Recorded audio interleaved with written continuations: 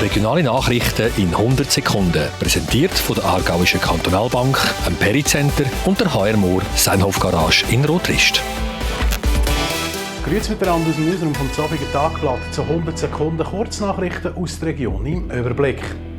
Die Hochwassersituation in Aarberg hat sich am Freitag ein bisschen entspannt. An der Voog ist das Wasser auch heute über das Ufer gekommen. Die Feuerwehr hat aber nicht mehr ausrücken, wo am Donnerstag im Dauereinsatz war und die Pumpe in Eichauer sowie dem installiert hat. Der Kommandant der Feuerwehr Aarberg, Martin Rieser, rotet der Bevölkerung wegen dem anschwellenden Pegel zur eigenen Sicherheit davon ab, in den nächsten Tagen den Aarenweg zu begehen. Auch der Kanton Aargau rotet, gemäss einer Mitteilung, Uferzonen und gefährdete Gebiete zu meiden.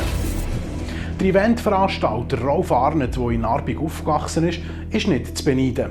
Zuerst hat die Pandemie sein Unternehmen über Monate vollständig lahmgelegt und jetzt macht ihm auch noch das nasse Wetter einen Strich durch die Rechnung. Weil die Schützenmatt zu Olten unter Wasser steht, hat es von seinem Unternehmen organisierten Streetfood Festival Olten kurzfristig abgesagt werden. Von der Unterstützung der Behörden in der Pandemie zeigt sich der Rolf Arnett enttäuscht, wie er im ZT-Talk sagt. Ja, es ist eine Katastrophe. Oder? Also auch die Unterstützung dieser Behörden, das war viel Blablabla, es ist wenig gekommen. Lange Zeit, jetzt hat man ein bisschen etwas bekommen in den letzten 1,5 Monaten, aber lange Zeit hat man ihm da einfach allein gelassen. Man hat immer aus den Medien gelesen, wie alle super unterstützt sind. Alle, die ich kenne im Umfeld in der Veranstaltungsbranche, sind es zumindest bis vor 1,5–2 Monaten gewesen.